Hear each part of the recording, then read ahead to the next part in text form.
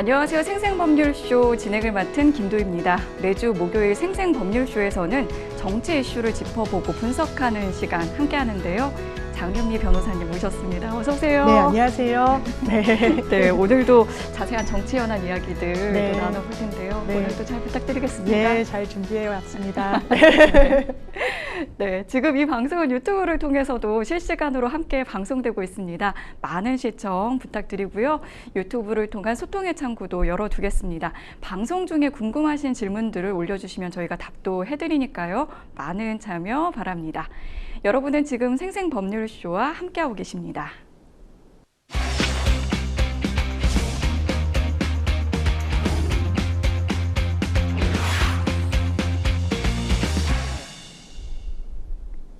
생생 코멘트 시작하겠습니다. 요즘 가장 화제가 되고 있는 말은 무엇인지 그 말이 나오게 된 배경과 의미를 짚어보는 순서인데요. 지금 가장 핫한 정치 분야 생생 코멘트. 먼저 첫 번째 생생 코멘트부터 만나보시죠.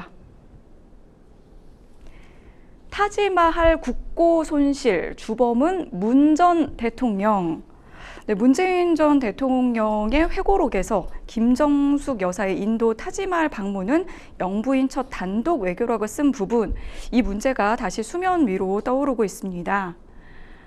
네, 국민의힘 배현진 의원의 말이었는데요. 방송 인터뷰에서 이 사안을 두고 영부인 외교를 위한 순방 예산은 없다면서 문재인 전 대통령 수사가 먼저 시작돼야 한다. 이렇게 강경하게 발언을 했습니다. 그렇습니다. 사실 지금 김건희 여사 특검에 이제 불을 지피고 있는 수순이기도 하고, 네. 그 대통령께서 한번 거부권 행사도 하셨죠. 네. 이제 그 이후에 이 새로 국회에 당선된 분들 가운데 이제 김민전 당선인 국민의힘 소속 비례대표 이제 의원이 22대 되실 분인데 네. 삼김 특검을 해야 된다라고 이제 문제 제기를 해요. 여기에는 이제 김건희 여사도 포함이 되지만 김정숙 영부인과 또 김혜경 씨도 네네. 같이 포함을 해야 된다. 이제 여러 이제 의혹들을 같이 들여다봐야 된다는 취지였습니다. 그러면서 5월 18일 날 문재인 대통령의 그 회고록이 나오는데요. 네. 거기에서 일정 부분 그 타지마할 외교와 관련해서 이게 단독 외교 성격이었고 공식적인 인도로부터의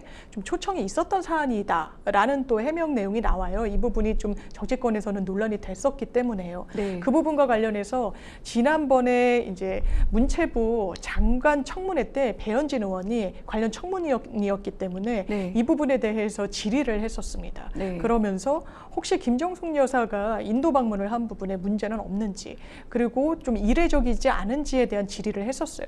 한번 이제 공세를 폈었기 때문에 이번에도 문재인 전 대통령의 입장이 나오자 그 부분에 대해서는 오히려 특검해야 되는 게 맞다라는 취지에서 국고 손실죄에 어떤 여지도 있다. 그 당시에 이제 김정숙 여사가 타지마할로 이제 대통령 전용기를 타고 갔을 때 들었던 예비비가 한 3억 7천만 원 정도로 이제 계산이 되고 있거든요. 네. 그래서 국고 손실죄는 1억 이상의 국고를 이제 손실한 죄에 대해서 회계 책임자가 그런 범행을 저질렀을 때 하는 부분이라서 사실 김정숙 여사가 회계 책임자 지위에 있다라고 보기는 어려워서 이제 법리상 이 부분이 좀 적용되기는 어려워 보이기는 하지만 일정 정도 이 부분에 대한 정치 좀 쟁점화를 이제 국민의힘에서 이제 배현진 의원 등이 하고 있는 것 같습니다. 네. 그러니까 배현진 의원이 제기한 의혹은 이제 예산 부분을 이제 좀 다투는 것 같은데, 이게 아무래도 그 공무원이 아닌 신분의 이제 김정숙 여사가 네. 그 인도 초청에 갔고 영부인 외교를 위한 예산은 없었는데 이게 예비비가 긴급 통과됐다, 이 부분을 좀 지적하고 있습니다. 어떻게 보시나요? 이게 좀 진실 게임처럼 좀 공방이 오가는 것 같은데요. 네. 문재인 전 대통령이 회고록에서 밝힌 내용과 그 대담자였던 최종건 전 1차관 외교부 차관이 이게 언론에서 이야기한 부분을 종합하면 네. 2018년 7월인가요? 이 두 부부가 인도에서 모디 총리와 회담을 합니다. 이제 정상 외교가 있었어요. 네. 그리고 다시 한번 모시고 싶다라는 구두 초청이 또 있었다는 겁니다. 네. 그리고 실제로 그해 11월에 초청이 와요. 그런데 문재인 전 대통령으로서는 한 국가를 순방한 지 4개월 만에 다시 가는 것이 좀 부담스러워서 영부인이 대신 가게 됐다. 이것도 어떻게 보면 외교의 연장선상에서 이해될 될 부분이 있다라는 것이고요. 네. 공식적으로 인도의 초청장도 대통령 기록물에 정확하게 보관이 돼 있다는 게 지금 민주당과 문재인 전 대통령 측의 주장 내용이고요. 네. 거기에 반해서 국민의힘 측에서는 원래 초청이 왔던 건 뭐 강경화 외교부 장관이었고 일정상 맞지 않아서 문체부 장관한테 왔는데 이 부분이 조율하는 과정 중에서 영부인이 가는 방향으로, 근데 문체부 장관도 수행단으로 가긴 했었거든요. 네. 그 당시에 이제 도정환 장관이.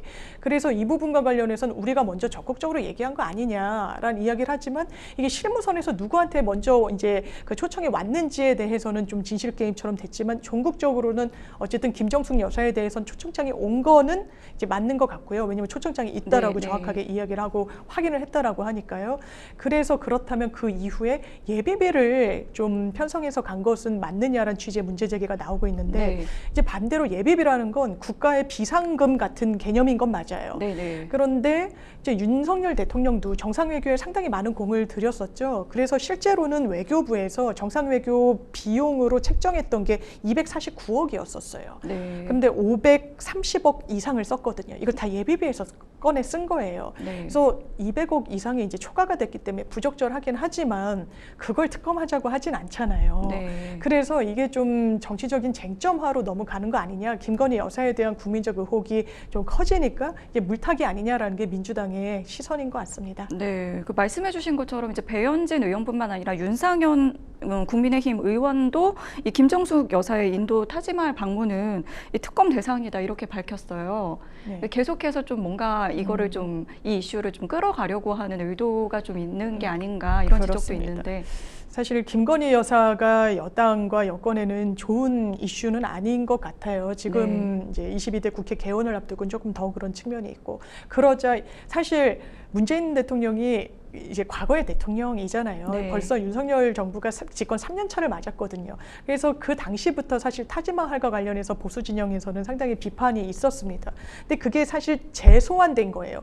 물론 문재인 대통령이 그럼 회고록에 이걸 왜 쓰냐라고 하지만 계속해서 김민전 당선인도 이야기를 했다시피 다시금 소환하고 이 김건희 여사에 대해서 이슈가 나올 때보다 그러면 김정숙 여사 뭐 이렇게 맞불 작전을 폈던 것도 사실 국민들이 봐왔던 하나의 이제 상황이었었거든요. 네. 그래서 이제 야당에서는 이거는 물타기로 될 일이 아니다라고 하고, 특검이란 건 비교적 어쨌든 혐의 사실이 뚜렷해야 특검이 가능한 건데 네. 지금 국고손실죄라고 이야기를 하지만 이게 국고를 낭비했다라고 볼 만한 뚜렷한 근거가 있는 것인지, 왜냐하면 초청을 받지 않고 진짜 관광을 갔다면 또 모르겠지만 정식 초청이 있었고 그때 실제로 허황우 공원 기념 개장식에 좀 참석을 했었고요. 그런 네. 부분이 다 남아있고, 또 모디 총리는 한국과의 관계가 돈독해진 걸 이제 국내 정치, 인도 국내 정치에서 상당히 좀 긍정적으로 활용을 했었다고 하더라고요.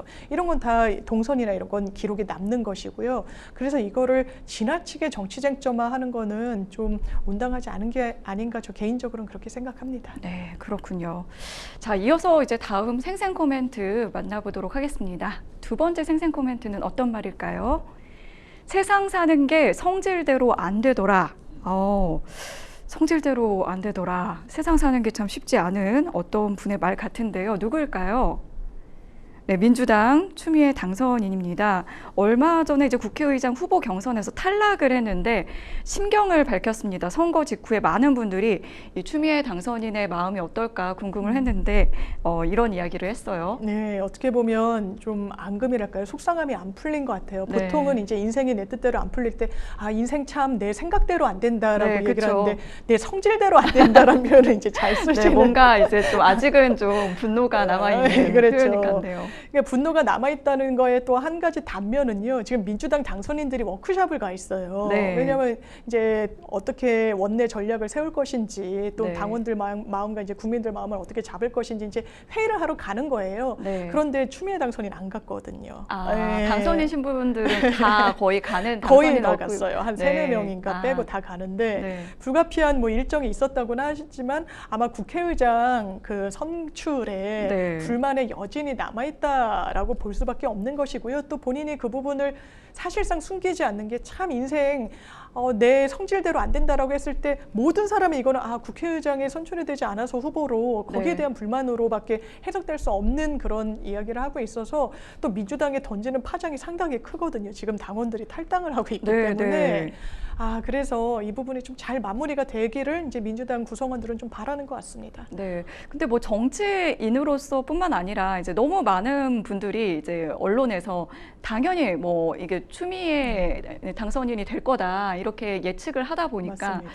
더 이제 실망감이 클 수밖에 없을 것 같거든요. 이변은 이변이었던 것 같아요. 네. 왜냐하면 많은 분들이 일단 추미애 당선인의 이제 당선을 그러니까 네. 국회의장 후보로서의 굉장히 당선을 유력하게 많이 거론을 했잖아요. 심지어는요 한 석간 같은 경우에는 지면에 추미애 당선인의 당선을 전제로 이게 배포까지 됐었습니다. 네. 그러니까 거의 의심의 여지가 없었던 거예요. 그러니까 시간에 맞춰가지고 지면을 찍어야 되는데 결과는 지면 인쇄가 들어간 다음에 나오니까 네. 일단 그 승부수를 던진 거죠, 언론사로서. 그리고 어떻게 될지 모르니까 그리고 일단 취재를 한 결과 이건 거의 유력하다고 확신이 있었으니까 사실 네. 그렇게 지면에까지 넣었던 네. 건데 이게 어떻게 보면 에피소드지만 그만큼 이변이었다는 거예요. 이게 무기명 투표인 겁니다. 그래서 민주당의 많은 의원들도 뭐 직간접적으로는 이거 뚜껑은 열어봐야 아는 거다라고 했지만 결과는 좀 예측 불가였던 것처럼 네. 우원식 의원이 됐던 거예요. 네. 그렇다 보니까 상당히 좀 이례적이라는 평가가 나왔던 것도 사실인 것 같습니다. 네. 근데 이제 경악했던 게 이제 민주당 내에서 약간 이제 강성 네. 당원들도 이제 좀 많이 이제 기대를 하거나 이제 좀 그랬던 부분이 네. 있어서 그 후폭풍이 좀 거센 것 같아요. 말씀하신 맞습니다. 대로 이제 탈당 러시도 좀 이어지고 있고 네. 어느 정도로 지금 뭐 진행이 되고 있나요? 지금 뭐 10,000명이다, 20,000명이다 지금 이런 이야기가 나오는데요. 네. 특히 강성 지지층들 중심으로 추미애 국회의장론을 굉장히 강력하게 밀어붙인 건 사실이고 네. 그게 이제 당에서의 이런 어떤 압력이 원내에 있는 당선인들한테 미친 것도 분명히 있죠. 그렇지만 이제 추미애 당선인이 이제 민주당으로서는 노무현 전 대통령 탄핵에 찬성했던 이력 그리고 네. 국회 환노위원장일 때 당론에 좀 배치되는 좀 상황을 밀어붙였던 부분과 관련해서 아직까지 약간의 물음표가 있었던 것 같기도 하고요. 다만 이렇게 당원들이 강하게 반발하는 거는 지금 우리 정치 지형이 특히 강대강으로 치닫고 있는 부분이 분명히 있는 것 같아요. 그리고 네. 추미애 당선인은요. 대선 경선에도 나왔지만 그때 발판이 됐던 건 윤석열 대통령과 각을 세웠던 부분에 분명히 있습니다. 그게 본인의 정치적 자산이었던 거예요.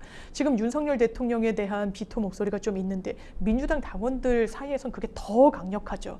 그러니까 거부권 행사를 계속하고 굉장히 민주당과 협치하지 않는 대통령에 대해서 견제할 수 있는 국회의장이 있어야 된다는 목소리가 있었던 것도 사실입니다. 네. 그렇지만 국회의장 직이라는 건 당적 보유도 국회법이 허용하지 않는 것처럼 기계적 중립은 아니어도 어쨌든 균형과 형평을 맞춰야 되는 직책인 건 맞아요.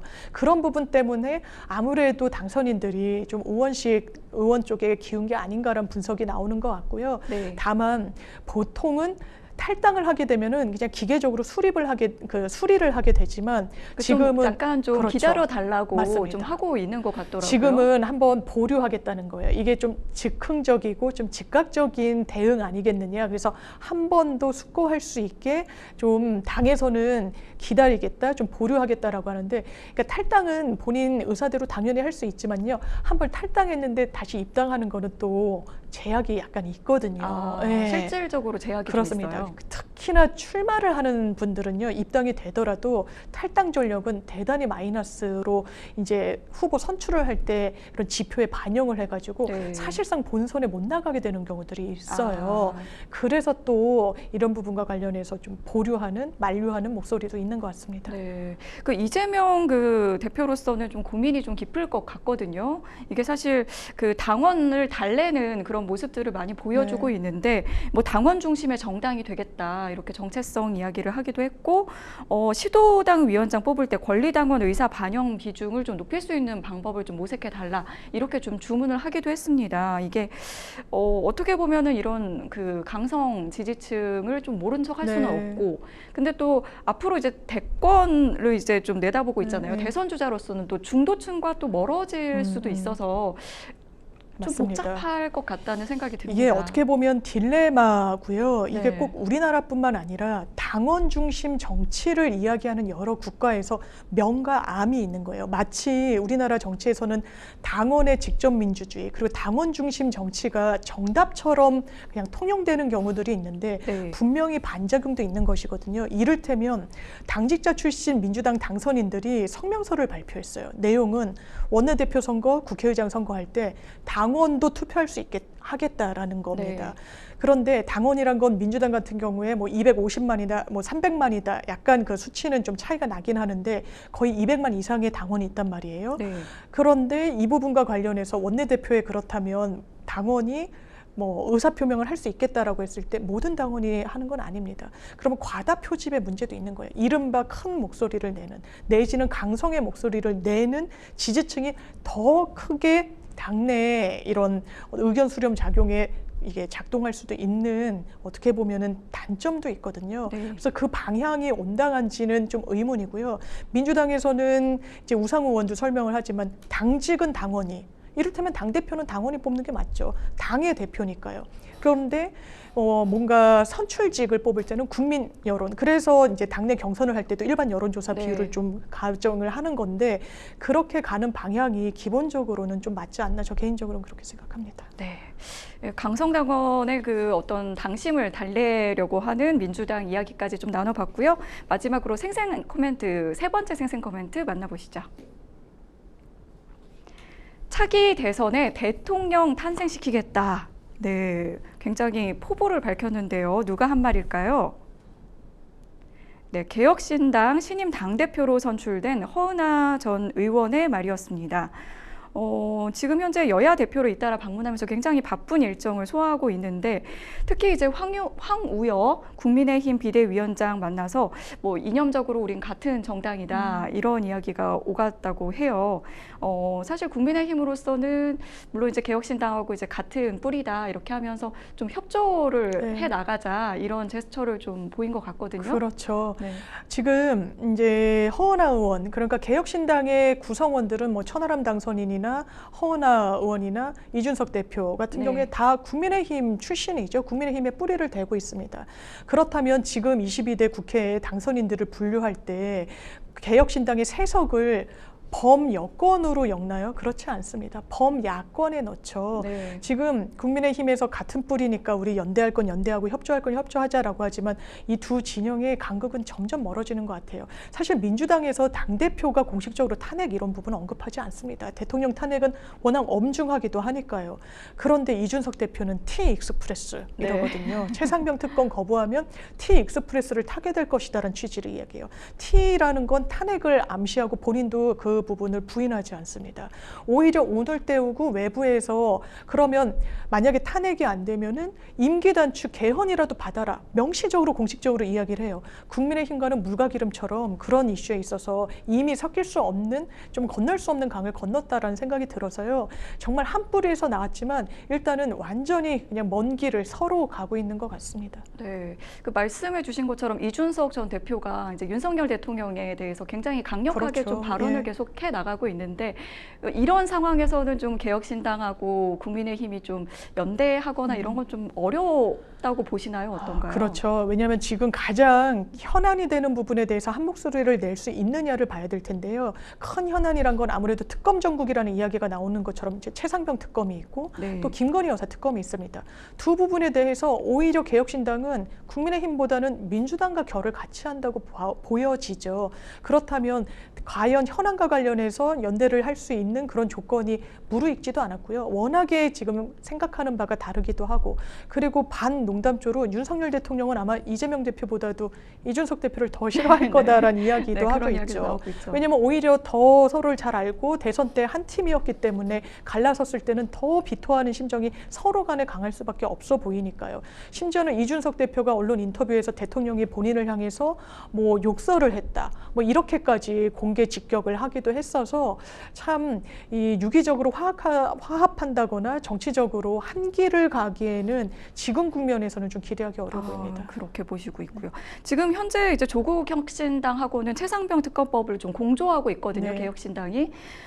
그런데 이제 막상 뭐 교섭단체 구성이라든지 이런 부분에서는 좀 별로 이제 뭐 협의가 이루어지고 있는 것 같진 않아요. 그러니까 조국 혁신당도 이게 원내 교섭단체를 만들면 현역 의원 20석이 필요하고 네. 우리가 이제 국회법이 그렇게 규정을 하고 있다 보니까 그럼 상임위원장 배분과 상임위원 배분 또 어떤 보조금을 받는 데 있어서는 훨씬 유리하거든요. 그런데 지금 조국 혁신당이 12석이 있고 개혁신당이 3석이 있는데 네. 5석 뭐 여러 소수 정당들이 있단 말이에요.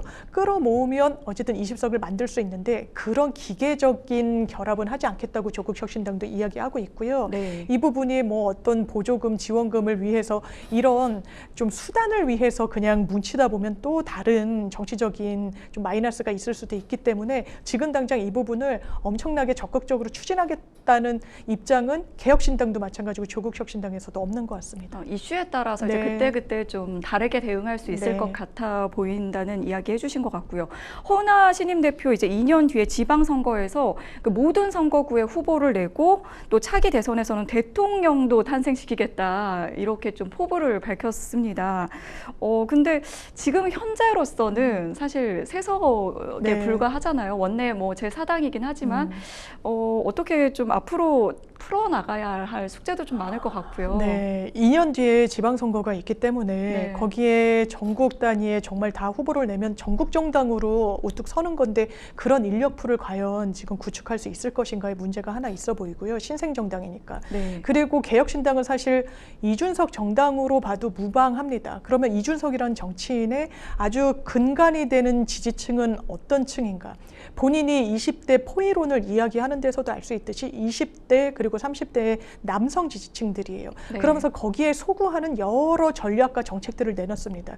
이 부분이 확장성을 가지지 않는다라는 이야기들이 대단히 많았었어요. 뭐 이를테면 소방직렬의 군복무자, 군 필자를 뭐 채용해야 된다. 여성도 마찬가지다. 그럼 여성을 배제하겠다는 것처럼 들리거든요. 노인과 관련한 정책에 있어서도 좀 마찬가지였습니다. 뭐 무임승차와 관련한 정책이랄지 이런 부분이 20대 특히 남성층한테는 굉장히 시원하다. 아, 우리가 원하는 바다라는 공감을 이끌어낼 수 있지만 전국 단위 정당으로 모든 국민들 특히 중도층의 표심을 얻을 만한 그런 행보를 또 이 당이 보여줬느냐는 좀 의문이에요. 정책에 있어서 맞습니다. 전 세대를 좀 아우를 수 네. 있는 정책을 내놓을 수 있을까? 예, 그리고 앞으로 보여줄 수 있을 것인가? 왜냐하면 또 여성까지 품는 또 노령층까지 품는 정책을 하면 기존의 또 지지층들은 싫어하는 부분이 또 분명히 있거든요. 이게 차별화가 되지 맞습니다. 않을 수 있으니까. 예, 네. 이게 참 개혁신당의 딜레마여서 이 부분을 어떻게 풀어나가는지가 지금 허은하 대표는 대통령 만들겠다고 하는 건 사실 이준석 대표를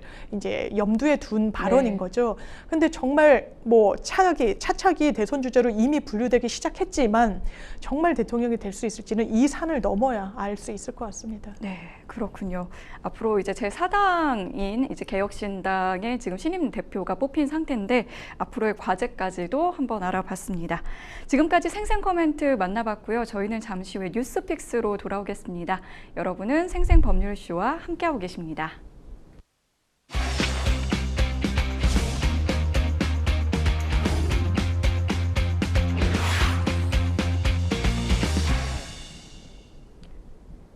분야별 가장 핫한 소식을 집중 분석해보는 시간 뉴스픽스 시작합니다. 오늘 만나볼 첫 번째 주제 정치 분야 주요 이슈인데요. 첫 번째 주제는 윤 대통령 최상병 특검 거부권 행사 이후 정국은입니다. 네, 윤석열 대통령이 최상병 특검법에 대해서 거부권을 행사했습니다. 많은 언론에서 예상을 네. 했던 바 그대로 진행이 네. 됐는데요. 물론 이제 예상은 했지만 정말 그렇게 했을 때 네, 이 모습을 보고 변호사님 어떤 생각하셨나요? 그러니까 정치적으로 약간 후폭풍을 대통령께서 감내하신 것 같아요. 그렇지만 네. 예정된 수순이라는 이야기가 나오는 건 대통령이 이 기자회견을 이제 취임 기자회견을 하셨을 때 만약에 특검이 나도 기본적으로 찬성하는데 공수처 수사가 계속되고 있으니 그걸 보고 미진하면 나라도 특검 찬성하겠다라고 이야기를 해서 국민의힘 내부에서는 공수처 수사를 좀 지켜보고 하자라는 기류가 형성이 됐고 그리고 여야 간에 합의가 되지 않았기 때문에 이 특검의 정당성이 없다라는 이야기를 또 여당에서 하는 부분이 있고 다만 민주당에서는 국민 여론이 상당히 높다라는 점 그리고 이른바 VIP 경로라고 이야기가 나오면서 대통령도 직간접적으로 관여됐다라는 정황이 나오고 있기 때문에 살아있는 권력에 대한 수사를 이제 특검을 통해서 밝힐 수밖에 없다라는 점을 좀 주장하면서 서로 맞서고 있는 것 같습니다. 네, 거부권 행사와 관련해서 정진석 비서실장이 브리핑을 했는데요. 그 내용에서는 이제 삼권 분립이라든지 이런 것에 좀 어긋나는 부분이 있다. 그리고 이제 특검은 행정부 수반이 소속된 여당과 야당이 합의할 때만 가능하다. 뭐 이런 이야기를 했습니다. 대통령실이 내세운 반대 이유에 대해서는 어떻게 보시나요? 실제로 네. 헌법상 권한인 거는 맞아요. 왜냐하면 네. 헌법에 국회를 통과한 법안에 이의가 있을 때 대단히 좀 포괄적으로 정해놨어요. 대통령은 거부권을 행사할 수 있는 겁니다. 그런데 많은 이제 헌법학자들이 이 부분이 무한정으로 만약에 이거를 그냥 기계적으로만 적용한다고 하면 모든 국회 통과 법안에 대해서 대통령이 거부권 행사해도 헌법상 권한이라고 이야기할 수 있거든요. 네. 그래서 최소한의 이제 내재적 한계 조치는 있다라고 이야기를 하면서 만에 하나 거부권을 행사할 수 있는 경우는 굉장히 국가 재정과 이제 관련이 된다거나 아니면 정말 이 정부의 국정 기조와 관련되는데 반대되는 입법이 통과됐다거나 이렇게 이야기를 하고요. 만약에 본인이 당사자 지위에 있는 법률이면 그 부분은 거부권 행사하는 것은 좀 옳지 않다라는 헌법학자들의 의견이 있거든요. 근데 이번 최상병 특검은 대통령도 어떻게 보면은 포함을 했다고 네. 봐야 돼요. 그래서 거부권 행사하는 게 오히려 위헌이다. 그것 자체로 이제 헌법과 법률 위반이다라는 이야기를 민주당 내부에서는 좀 나오고 있는 것 같고 오히려 헌법상의 권한을 행사한 것이고 사실 특검이란 건 여야 간의 합의가 원래 전제되는 게 원칙이기 때문에 이 부분을 문제 삼는 건 문제라는 게 좀 대통령실의 입장으로 갈리는 것 같습니다. 네, 그리고 대통령실에 이어서 법무부도 이제 설명 자료를 냈는데 이게 좀 위헌적이라고 하면서 그런 내용이 들어가 있는데 특검 임명을 민주당이 독점하고 수사 중인 사안에 대해서 특검을 한 전례가 없다. 이런 부분을 얘기했는데 이거는 이제 언론에서도 사실 맞습니다. 좀 이게 그 팩트 체크처럼 네, 그 네. 이게 맞는 말인가 해서 이전 사례들을 맞습니다. 다 하나하나 이렇게 따져보는 맞아요. 기사들이 나오고 네. 있더라고요. 일단 최상병 특검 같은 경우에는요. 대한변협에서 4명을 추천하면요. 민주당이 2명으로 추리고 대통령이 1명으로 특검을 이제 선출을 하는 겁니다. 그렇다면 아니 왜 민주당만 2명을 선출하도록 했어? 이거는 너무 편파적이지 않아라고 했는데요. 뭐 드루킹 특검이라고 있었어요. 그걸로 김경수 민주당 인사죠. 전 지사가 실형 선고를 받았습니다. 지금도 복권되지는 않았는데요. 그때 민주당이 추천 권한을 갖고 있지 않았어요. 그거는 그때 국민의힘의 전신인 자유한국당에서만 사실 그 포함한 야당에서 추천 권한을 가졌었습니다. 그 당시에 여당이 맞습니다. 이제 추천 권한을 갖고 있지 않았던 네, 네. 드루킹 예. 특검 때. 그리고 네. 국정농단 사건 때도 그 당시에 여당에서는 추천 권한을 갖고 있지 않았어요. 사실상 여당이 당사자 지위에 있다라고 봤기 때문입니다. 이게 민주당에 문제가 있어서 특검을 할 때는 민주당이 못 가졌고 또 국민의힘에서 문제가 됐을 때 특검은 국민의힘이 추천권을 가지지 않았던 전례는 있다라는 거. 그래서 언론에서 이제 여러 팩트 체크를 하고 있는 부분이 있는 것이고요. 네. 또 법무부에서는 검찰 수사하고 있는데 이렇게 특검을 한 전례가 없다라고 이야기하는데 그 부분도 실제로 언론에서 집계를 낸 걸 보면요. 지금까지 15건의 특검이 있었는데 10건은 검찰 수사 중에 특검이 이루어졌습니다. 가장 비근한 건 다시 국정농단 사건이에요. 그때도 네. 대대적으로 검찰이 수사하고 있다가 특검이 통과가 되면서 특검 쪽으로 넘어갔고요. BBK 특검 뭐 이런 부분도 마찬가지의 전례를 밟았었기 때문에 오히려 검찰 수사 중에 특검으로 좀 바뀐 게 수치적으로는 더 많다는 게 지금 언론의 진단인 것 같습니다. 네, 그 내놓았던 어떤 설명 자료나 브리핑하고는 실제 또 좀 다른 부분이 좀 있다는 이야기를 해주셨는데 국민의힘 같은 경우에 특히 이제 공수처 수사 결과를 좀 보고 나서 하자 이런 얘기를 계속하고 있는 것 같아요. 네, 그 부분에 대해서는 저도 이제 민주당이 공수처 만든 거 아니냐. 그런데 네. 왜 공수처를 지금 못 믿겠다고 하는 건 이제 모순 아니냐라는 부분은 전 민주당이 새겨들을 부분이 있다라고 생각합니다. 네. 다만 공수처에 이 최상병 사건과 관련해서 담당된 수사검사가 한 3명 정도밖에 없다라는 거예요. 그리고 특검이 되면은 104명까지 수사 인력을 좀 꾸릴 수가 있습니다. 현직 검찰 20명을 이제 지원받을 수도 있고요. 그러니까 수사 인력에서의 굉장히 차이가 있다는 부분이 있고요. 또 하나는 공수처는 군과 관련한 기소권이 없습니다. 지금 수사는 할 수 있어요. 그렇지만 한 가지 예를 들자면요. 고발사주 의혹과 관련해서 김웅 의원이 네. 피의자 신분이었어요. 공수처 네. 수사 대상이었습니다. 고위공직자 현역 국회의원이었기 때문에요. 그런데 기소권은 없어요. 왜냐하면 공수처는 기소권을 판검사와 고위 경찰에 대해서만 갖고 있거든요. 그래서 김웅 의원에 대해서 기소권이 없으니까 이거 기소해야 된다라고 검찰에 넘겼습니다. 검찰이 기소하지 않았어요. 바로 그 위에는 한동훈 비대위원장과 그 위에는 또 그 당시에 윤석열 검찰총장이 있었던 사건이거든요. 그래서 실체 규명이 사실상 검찰이 가로막은 거 아니냐라는 게 이제 민주당의 시선일 수밖에 없어서 공수처의 한계를 어쨌든 전제해서 좀 더 이 사건의 실체에 접근할 수 있는 거는 특검이다라는 주장으로 맞서고 있습니다. 수사할 수 있는 이제 대상도 좀 한계가 맞습니다. 있고 여러 가지로 기소권도 이제 좀 그렇고. 네, 그런 부분이 있네요. 네.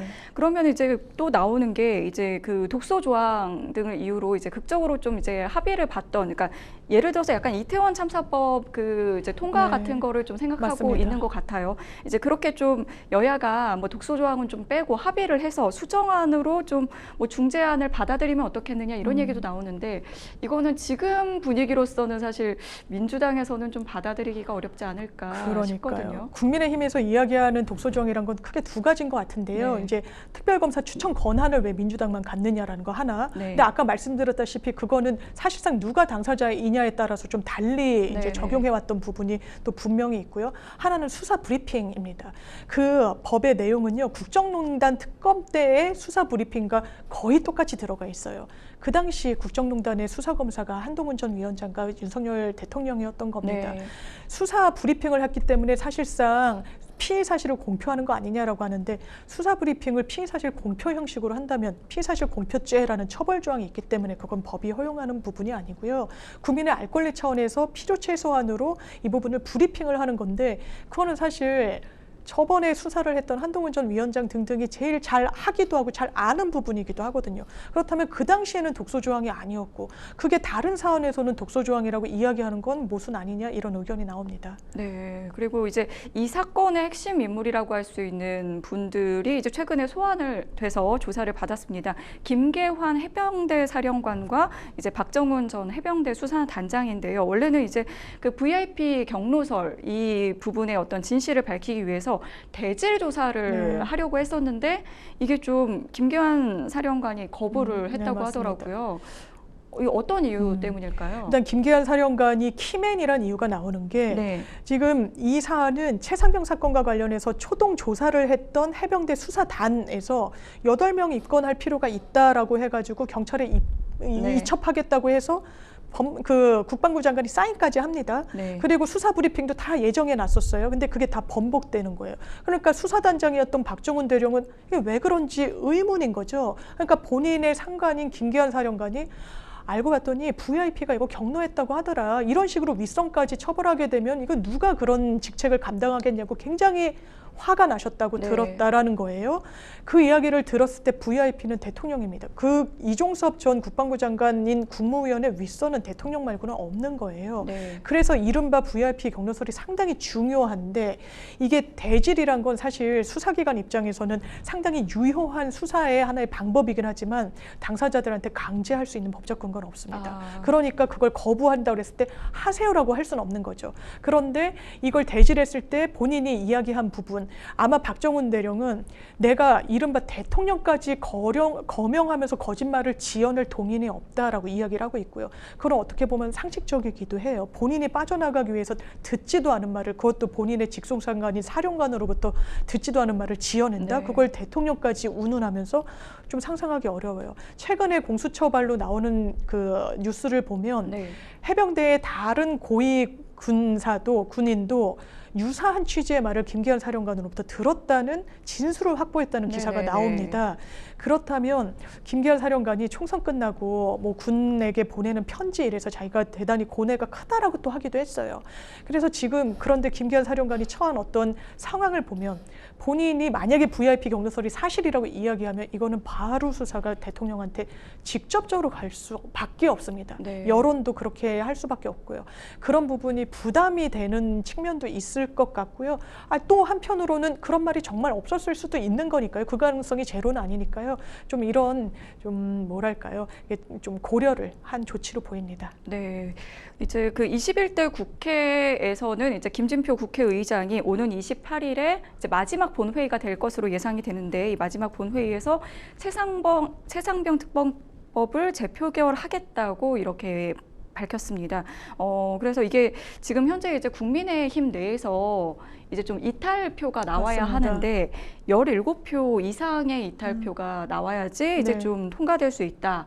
이런 이야기 나오는데 17표까지는 과연 가능할까? 이게 거의 좀 힘들지 않을까? 이런 이야기 나오고 있더라고요. 그렇죠. 지금 국민의 입장에서는요, 이게 단순히 이 반대표를 던지는 의원들이 많아야 될 뿐만 아니라 많은 수가 또 참석을 해야 됩니다. 네, 그 그러니까 본회의에. 낙선이나 지금 맞아요. 낙천하거나 아니면 불출마했던 네. 지금 의원이 한 50명이 맞아요. 넘는데 이 의원들이 참석해야 일단은 돼요. 자리에 참석하는 네. 것도 독려를 해야 되고 네. 참석해서 또 반대를 해야 되는 거죠. 네. 그래서 모수가 높아야 되고요. 이제 분모로 치면요. 네. 그리고 낙선인들은 사실 지금이 이제 국회 완전 끝물이기 때문에 어떻게 보면 좀 외유성 출장도 잦을 때기도 한데 그걸 다 출국 사실상 금지령을 당해서 내렸다는 거예요. 네. 그래서 굉장히 좀 불만 기류가 있다라는 이야기도 있고 지금 박주민 민주당 의원 같은 경우에는 편지를 하나씩 보내고 있다라는 겁니다.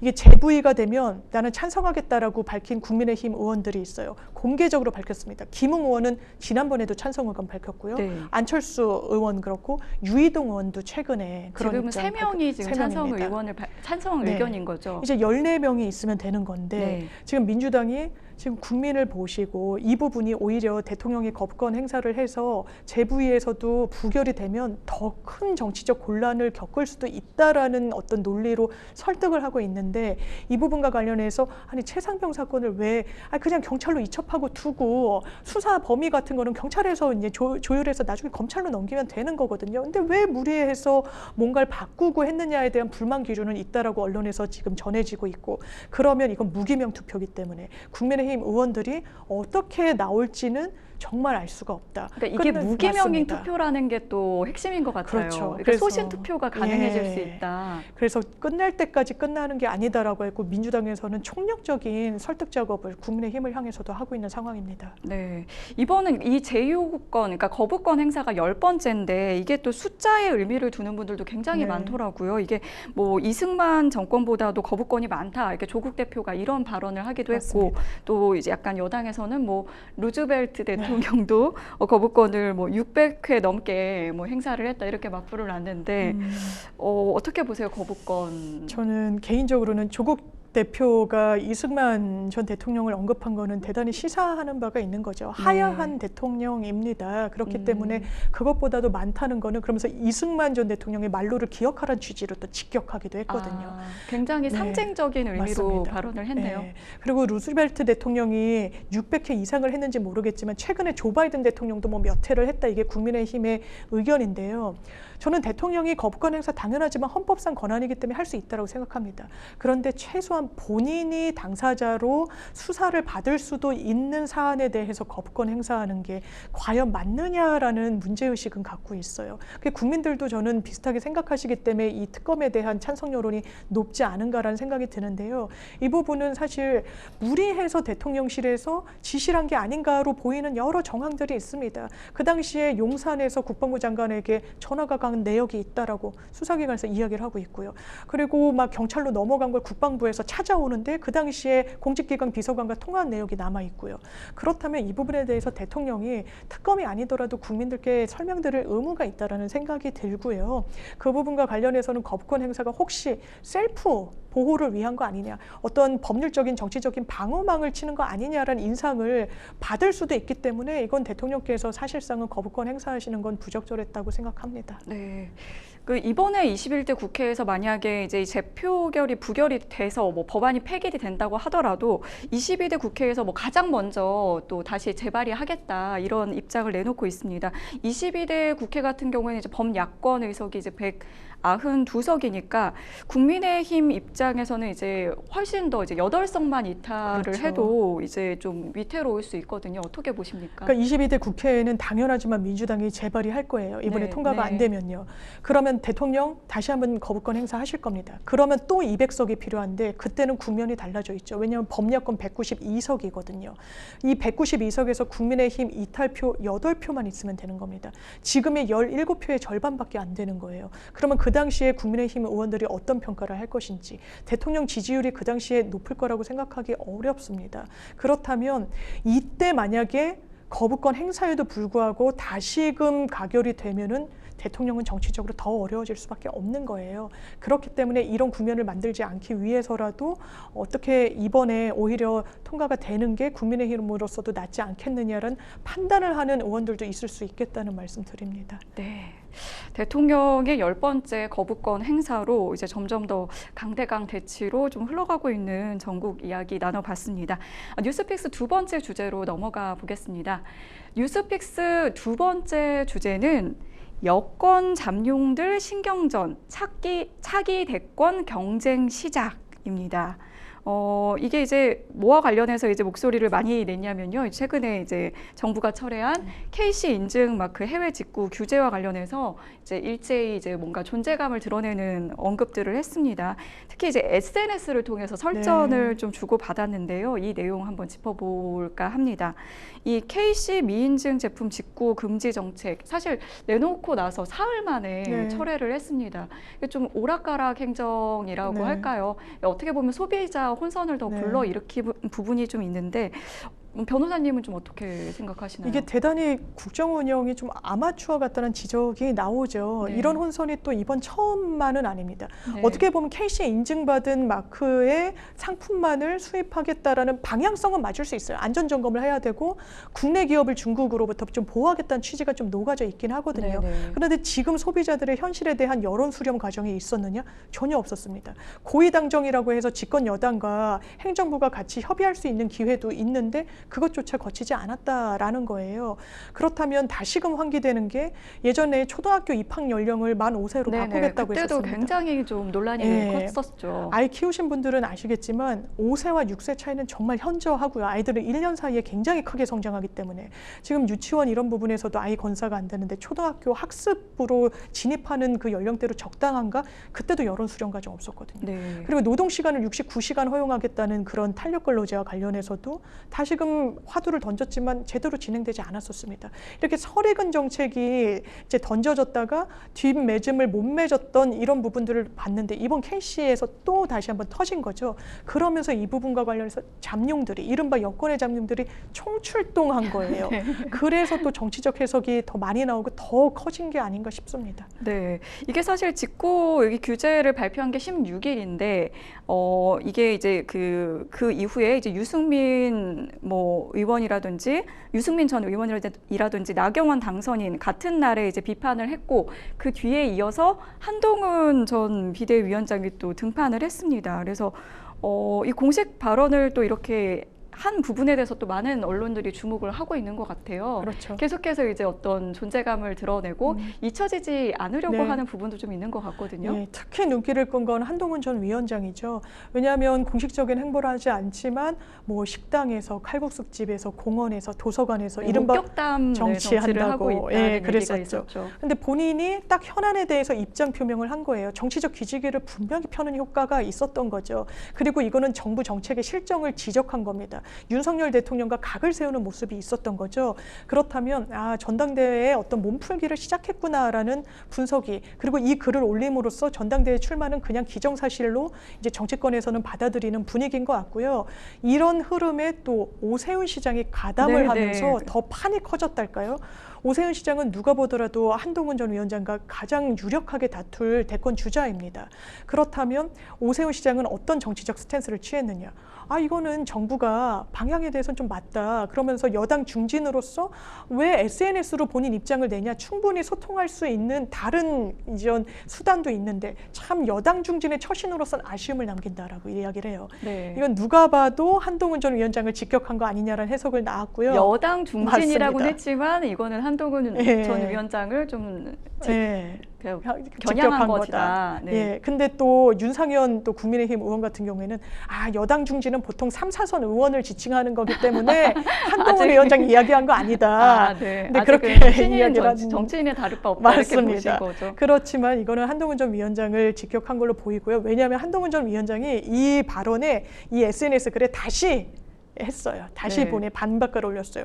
처신 운운하다니 좀 아쉽다. 아. 그러면서 입장을 충분히 낼 수 있는 거 아니냐라고 하면서 그대로 맞아요. 받아쳤네요. 그래서 정치권에서는 이거는 오세훈 시장의 의문의 일패다. 뭐 이렇게 이야기를 하는데 왜냐하면 정부 정책에 불만이 이제 일반 소비자들이 많은데 정부 정책을 옹호해서 정치적으로 득을 얻은 건 또 없어 보이는 부분이 있는 거 아니냐라는 건데 이렇게 좀 이른바 잠룡들이 또 총출동하는 한 단면을 보여줬습니다. 네.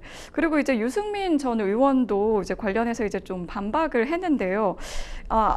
이제 곧 국민의힘 전당대회가 있으니까 이 잠룡들의 이런 설전에도 이제 많은 언론들이 좀 주목을 하는 것 같습니다. 맞습니다. 뭐 어떤 차기 당권 도전을 위한 입지를 더 넓히기 위한 그런 발판을 지금 삼고 있는 게 아니냐 이런 분석도 나오더라고요. 아무래도 그렇죠. 지금 사실 윤석열 대통령의 임기는 좀 중반도 되지 않았어요. 이제 3년이 남았고 일단 전반부 레이스를 좀 돌고 있는 그런 형국인데 이렇게 정책과 관련해서 국민들이 이거 좀 맞나? 이거 방향은 맞더라도 이렇게 발표하는 게 맞나라는 물음표. 어떻게 보면 정책 방향이 좀 매끄럽지 않은 거죠. 그런 국면이 계속 이어지니까 차기 대선 주자들이 다 손을 들고 참전하는 것 같습니다. 네. 그렇다면 오세훈 시장은 이번에는 내가 대통령의 보완제가 될 수 있다.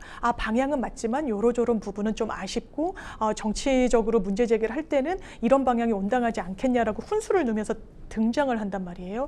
그리고 거기에 반해서 나경원, 유승민, 한동훈 이 또 대권 주자들은 이거 정부 정책 잘못됐다라고 하면서 본인들이 대통령 어떤 대체제로서 등장을 한단 말이에요. 이게 어떻게 보면 윤석열 정부와 윤석열 대통령의 리더십 부재, 국정 운영의 미숙함을 차기 대선 주자들이 파고들었다는 생각이 좀 드는 겁니다. 그래서 이게 지금 이런 부분이 뭐 건강한 토론이다. 저도 물론 동의합니다만 네. 이 정부의 실정을 또 반사적으로 보여주는 한 단면이 아닌가라는 생각이 드는 것도 사실입니다. 어떻게 보면 이제 정부의 좀 실정이라고 네. 할 수 있는 부분이 있을 때 이제 각을 세우면서 자신의 어떤 그 존재감을 더 드러내는 네. 그런 표현으로 좀 보여지기도 하는데 여기에 또 이제 홍준표 시장이 또 등장을 합니다. 이 내용을 보니까 지옥에 몰고 간 애 앞에 모두 굽실 거린다며 새 살림을 언급을 했어요. 네. 이 새 살림이 이게 뭘까요? 이게 좀 탈당을 시사하는 그렇죠. 거냐 이런 얘기까지 나오던데요. 왜냐면 언론을 보면 지금 국민의힘 내부에서 대단히 많이 나오는 단어 중에 하나가 대통령의 탈당이라는 거예요. 네. 그렇다면 어떤 맥락에서 탈당을 하느냐? 사실 윤석열 대통령은 후보 시절에 이제 몰래 녹음한 녹취 같은 게 이제 공개되기도 했는데 네.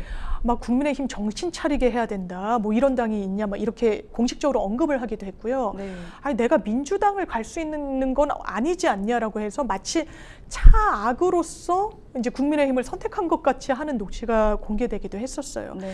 그러니까 국민의힘에 대한 뿌리가 깊다라고 보이긴 좀 어려운 부분도 있는데 이런 과정 중에 그렇다면 대통령께서 만약에 여당에서 한동훈 비대위 체계가 지금 지도부가 구성되면 네. 난 민주당이랑 정치하면 된다라는 워딩까지 나왔다는 보도가 또 있어요. 네. 그래서 어쨌든 한동훈 전 위원장과 대통령의 사이는 상당히 멀어졌고 이 국면에서 몸풀기를 하고 정치적 기지개를 켜는 한동훈 전 위원장이 다시 한번 전당대회에서 당권을 쥐게 되면 이건 대통령이 탈당까지 불사하겠구나라고 이야기가 나오고 있는 와중에 홍준표 시장이 재등장해서 이 우리에게 지옥을 맛보게 한 애라고 정확히 표현합니다. 애라고 네. 표현을 했죠. 한동훈 전 위원장을 직격하는 거고 한동훈 전 위원장에 대해서 또 어떻게 이야기를 하냐면 이런 애한테 굽신거리느니 새살림 차리겠다라고 해요. 이 말은 어떻게 보면 한동훈 전 위원장이 당대표가 되면 나는 나가겠다라고 보여요. 이게 네. 친윤계의 흐름과 어떤 분위기를 대변하는 거 아니냐라는